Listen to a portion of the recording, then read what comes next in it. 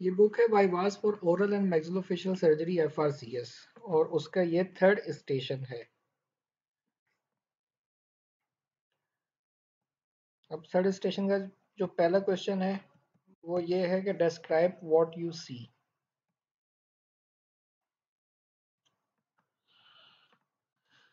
जो पिक्चर थी उसकी डिस्क्रिप्शन ये है कि this is the clinical photograph which demonstrates left sided level 2 neck lump. There is no overlying skin changes. तो ये clinical photograph, this is a clinical photograph that demonstrate left sided level 2 neck node swelling with no overlying skin changes. Second question आता है कि इस patient का पहले oral squamous cell carcinoma था जिसको सर्जरी और रेडियोथेरेपी से ट्रीट किया गया था। तो अब आपकी डायग्नोसिस क्या है? तो क्योंकि पहले स्क्वेमस सेल कार्सिनोमा था जिसको ट्रीट किया गया था और अब वहाँ पे न्यू नेक लंप बन गया है, तो ये शो कर सकता है कि ये रिकरेंस है ऑफ द ओरिजिनल लीजन। फिर थर्ड क्वेश्चन है कि आप इस पेशेंट को असेस किस तरह से करेंगे। तो management of a patient for assessment आपके पास क्या होगी, उसमें उसी तरीके से आप जो मैनेजमेंट के स्टेप्स हैं वो सारे फॉलो करेंगे। पहले हिस्ट्री, एग्जामिनेशन और फिर डायग्नोस्टिक इमेजिंग करेंगे। तो हिस्ट्री के जो इम्पोर्टेंट पॉइंट्स हैं, एक तो स्टैंडर्ड क्वेश्चंस आप करेंगे, लेकिन जो इम्पोर्टेंट पॉइंट्स होंगे उस पर आप फोकस करेंगे। टाइप ऑफ प्रीवियस ट्रीटमेंट, कि सर्जरी की कौन सी टाइप की गई, क्या रिकंस्ट्रक्शन भी की गई थी, रेडियोथेरेपी का डोज क्या था, कीमोथेरेपी भी की गई और उसके लिए क्या एजेंट यूज़ किए गए, ये पूछेंगे।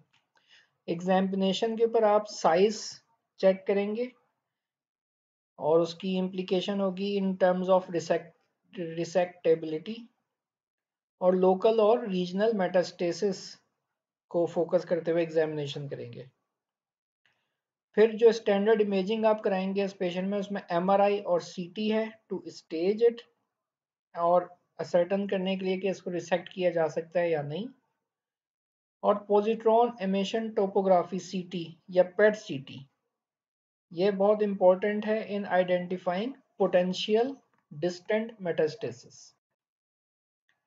अब चौथा क्वेश्चन ये है कि अगर MRI आपने कराया और वो शो कर रहा है कि आपका 5 सेंटीमीटर मास है टंग पे, उसी साइड के ऊपर जहाँ पे ओरिजिनल लीजन था, और कॉन्ट्रालेटरल आपके पास 2 सेंटीमीटर की लिम्फ नोड भी इन्वॉल्व हो गई है, तो आप इसको स्टेज किस तरह से करेंगे। तो ट्यूमर के साइज को देखते हुए आप ये कर सकते हैं कि 2 सेंटीमीटर से छोटा होता है तो स्टेज 1 होती है, 2 सेंटीमीटर से 4 सेंटीमीटर तक का साइज होता है तो फिर T2 होती है। मतलब 2 से कम हो गया तो T1, 2 to 4 सेंटीमीटर है तो T2 और फिर मोर देन 4 सेंटीमीटर तो T3। तो साइज की बेस के ऊपर हमें स्टेजिंग का जो पहला कंपोनेंट है T, वो T3 हमें आइडेंटिफाई हो गया। अब लिम्फ नोड जो है वो हमें मिली है कॉन्ट्रालेटरल और साइज इसका है 2 सेंटीमीटर। N1 होता है कि 3 सेंटीमीटर तक साइज हो लेकिन इप्सिलेटरल लिम्फ नोड हो। फिर N2 के हमारे पास 3 कैटेगरीज आ जाती हैं। N2 के अंदर 6 सेंटीमीटर से छोटा है साइज, और अगर तो इप्सिलेटरल है तो वो आ जाता है आपका N1 में। N2A में अगर मल्टीपल मिल रहे हैं आपको इप्सिलेटरल लिम्फ नोड्स 6 सेंटीमीटर से छोटे तो N2B हो जाता है, और 6 सेंटीमीटर से छोटे कॉन्ट्रालेटरल आपको लिम्फ नोड मिल जाए तो वो N2C हो जाता है। तो इस तरह से आपको सेकेंड कंपोनेंट भी मिल गया, T3 N2B N2C, T3 N2C। और मेटास्टेसिस उन्होंने नहीं दिया हुआ तो M0 हो गया। तो जो स्टेज बनेगी वो T3 N2C M0। तो ये आ गया T3 N2C।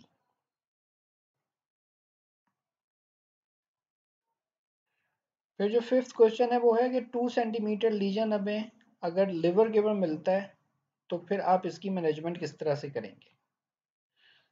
तो पेशेंट को लिवर मल्टीडिसिप्लिनरी टीम मीटिंग के लिए भेजा जाएगा। फिर अगर तो लिवर के लीजन को आपने एम्बोलाइज करना है एज टेम्पोराइजिंग मेजर, तो फिर what are the broad options for treatment of primary lesion and the neck. तो इस सूरत में जो आपको रिकरेंट प्राइमरी लीजन मिल रहा है और जो नेक का लीजन मिल रहा है उसके लिए अब आपके पास ट्रीटमेंट के जो ऑप्शंस बचते हैं वो या तो आप सर्जरी करेंगे या फिर आप रेडियोथेरेपी विद कीमोथेरेपी करेंगे। और ये जो चॉइस है ये डिपेंड कर रही होगी कि लीजन को आप रिसेक्ट कर सकते हैं या नहीं कर सकते on the original treatment that was undertaken. जो ओरिजिनल ट्रीटमेंट किया गया था उसको देखते हुए कि क्या लीजन अभी रिसेक्टेबल है या नहीं है और डिस्टेंट मेटास्टेसिस प्रेजेंट है या नहीं है। लीजन रिसेक्टेबल होता है अगर तो सर्जरी करें, नहीं होता तो फिर रेडियोथेरेपी करें और कीमोथेरेपी की भी इसमें आपको ज़रूरत होगी। फिर सेवेंथ क्वेश्चन है कि सर्जरी कब रिकमेंडेड है इस केस में। तो इस केस में सर्जरी उसी वक्त ही करनी चाहिए कि अगर लीजन आपको रिसेक्टेबल लगता है, रिसेक्टेबल है लीजन तो आप सर्जरी करें और ओरल लीजन को मार्जिन्स के साथ एक्सरसाइज करें और रिकंस्ट्रक्ट करें एज नेसेसरी। और इस बात का भी आपको ख्याल होना चाहिए कि क्योंकि रेडियोथेरेपी हुई हुई है तो जो वेसल डिप्लीटेड नेक है इसमें वेसल्स अच्छी नहीं है, वेस्कुलर कॉम्प्रोमाइज होगा क्योंकि रेडियोथेरेपी हुई हुई है। तो जो आप अगर रिकंस्ट्रक्शन कर रहे हैं तो एनास्टोमोसिस करना मुश्किल होगा, इस बात को आपने कंसीडर करना है। और जो सिलेक्टिव नेक डिसेक्शन है ऐसे पेशेंट में जिसमें नोडल रिकरेंस हो गई है वो उतनी ही इफेक्टिव है जैसे कि मॉडिफाइड या रेडिकल नेक डिसेक्शन। अब इसमें एट्थ क्वेश्चन है कि कब जो है वो नॉन सर्जिकल ट्रीटमेंट आप रिकमेंड करेंगे इस केस के अंदर। तो जो नॉन सर्जिकल ट्रीटमेंट है वो आप तब देखते हैं जब आपको लगे कि लीजन जो है वो नॉन रिसेक्टेबल है या फिर आप पेलिएटिव ट्रीटमेंट दे रहे हैं और उसकी जो मोड्स होते हैं वो रेडियोथेरेपी है जो कि ज़्यादातर इन कॉम्बिनेशन विद कीमोथेरेपी दी जाती है। और इसके लिए पेशेंट्स की परफॉर्मेंस स्टेटस देखते हुए ये फैसला किया जाता है और पेशेंट को ये अपॉर्चुनिटी भी ऑफर की जाती है कि वो पार्टिसिपेट करे इन phase 1 two phase 3 clinical trials of new therapeutic agents.